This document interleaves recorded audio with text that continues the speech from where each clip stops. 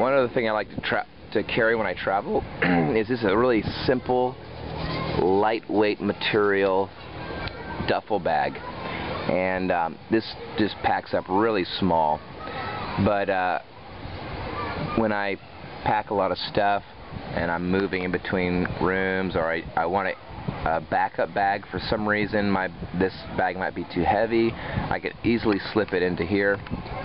And the one thing about these though is, you know, there's nowhere to lock it really. I mean, I can connect the zipper, but when you're doing bags like this, you get little zip ties, and I learned this from Hobo Traveler. Just a little zip tie, and then at the back of it put some duct tape, and that way it gives you a spot to connect it. And yes, someone could easily cut that, but someone could easily also cut through your bag to get into it if they really want to. And when you go through customs, sometimes they'll cut off your locks to get into your bag if they want to look at it once it's already been checked in.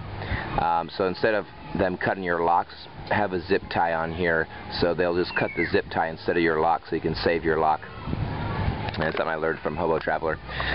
Something else then, just simple orange tape, duct tape on your bag with your name. It'll just help you find your bag easier when it's coming off the belt. Alright, I'm going to do a review on the platypus canteen or water bottle, water bag, whatever you want to call it. This is a half-liter bottle, and I like to use this. This is the first time I've actually used it on this trip, and I've liked it a lot. I was looking for something really light. When you travel on planes, of course, you can't take water on when you check in. They don't let you have more than 3 ounces of clear liquid, and so I was wanting to try and keep my load as light as I could. So I had found this bottle, and I wanted to give it a try on this trip. It's super light. You know, it's the BPA free. It's got a pop top here on the top. And I've really enjoyed it a lot. This is a really amazing little bottle for traveling internationally, well, probably anywhere. I like to stay away from plastic bottles. I like to use stainless steel bottles more than anything. But for this kind of trip, just traveling internationally, it's so easy. It's one thing I really like about it is you take all the air out and it just flattens out and just rolls right up. And I carry this around in my pocket, because one thing, especially around humid, hot areas, you want to be drinking a lot of water. And so when I'm finished drinking it, I don't have to carry around this bulky bottle in my pocket. I could just slip this right into one of my pockets. I don't even feel it. Then when I fill it up, I have this. I just have a piece of paracord with a cobra braid that's holding it to the bottle as a cinch, and then I have just a little carabiner. I just hook it onto my belt loop. I mean, it's only half a liter, so it's not a whole lot of weight. I mean, I do feel it, but as I start drinking it, I don't even notice it's there. I was looking for it the other day. Even when it was in this flattened state, I was looking around like, you guys, where's my water bottle? I can't find my water bottle. They're like, dude, it's connected to your hip. So you don't even notice it. So it's a really amazing little bottle. I suggest anybody to use this. And the downside is that the hole is a little small for pouring water into, but that's no big deal. Makes it a little bit difficult maybe to clean. To be honest, I've used it for almost 2 weeks now. I haven't cleaned it, but I have a cleaner, what is that, a pipe cleaner for my camel bag that I bring with me to hold water in for the room, and I can just use that to scrub around inside if I want to also. Alright, so I love mangoes, and so while we're here in the Philippines, I've been eating a lot of mangoes, so I just thought I'd show you how to eat a mango like a banana. We're going to take our trusted Mora knife, and we're just going to make a cross at the top.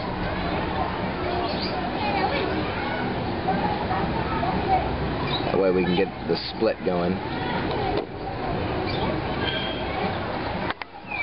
We'll we're just gonna peel it down like a banana.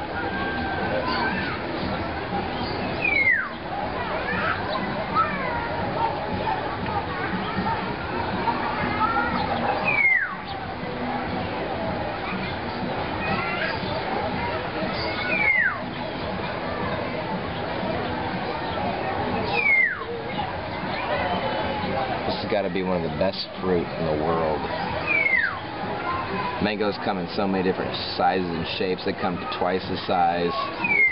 But this is a little yellow mango.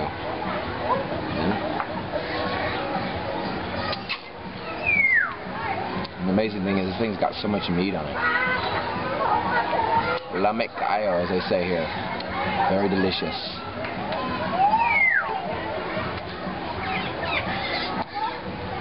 Adios.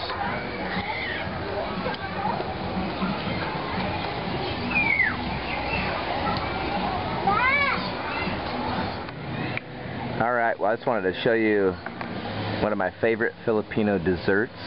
It's called halo halo, or in English it's called mix mix. And this is a mixture of shaved ice, or shaved ice, let's see, shaved ice is from about right in here. And then they got all these little like gummy items. I don't know what you'd call them, but they're like little sweet gummies. And then this purple ice cream is called ube. It's like a, I don't know, sweet potato type of thing, but it's a delicious. I don't know. There's nothing to compare it to. I mean, you get into these third world countries, and there's nothing you can really compare some of their fruits to, maybe texture-wise. But ube is very, very purple, like. Let's see if I can see it, like purple as this stuff right here. That's probably some ube too, ube paste of some kind, but it's really purple. So this ice cream's really good. And what you do is you just mix the whole thing up. Sometimes, because there's so much ice in there, you add sugar, but normally you don't need to. But some of the things they put in there, looks like they've got some granola stuff in here. All kinds of different little, they look like, not gummy bears, but maybe jelly bean, but kind of a texture. This is like some leche flan, and it's filled with sweet beans. So they have sweet, they have some kind of bean that's really sweet, all different sizes and shapes. And then they have, like, I don't know, they call it tapioca balls, little round balls of some kind of tapioca. So I'm going to mix it up. It's going to look like probably a purplish brown, and I'm going to dig in on it. Alright, there it is mixed up. Some other things they put in there are cornflakes, and they have coconut shavings in here. There's a piece of coconut. They put some different fruits in here, and I wouldn't be able to tell you what some of this stuff is. I don't even know what it is. But there it is. So good. Yummy. Alright, well I wanted to talk to you about buying stuff in the Philippines. Most things are knockoffs, but they look real. I bought about 4 of these. One pair I had brought with me, but I bought 4 of the Oakley, I call them Folkleys, fake Oakley sunglasses, but they're still really good. I mean, they might not be as strong, but I don't feel as bad if I lose a pair or break a pair while I'm traveling. So I bring these all home, and I'll use those. Those will last me all through the year. I still have some. I have one more pair still at home that I haven't brought. This is a pair I had bought before 10 months ago. They look like the real thing. I mean, they're not as strong. I scratched these and broke them on this trip, so I got 4 more. And each pair of these sunglasses cost me $2. I mean, you can't beat that when they look like the real thing. I mean, yeah, you can't really tell unless you look really closely. Yeah, each of these cost me about $2 to $3, and I think all 4 of these together cost me somewhere around just under $10.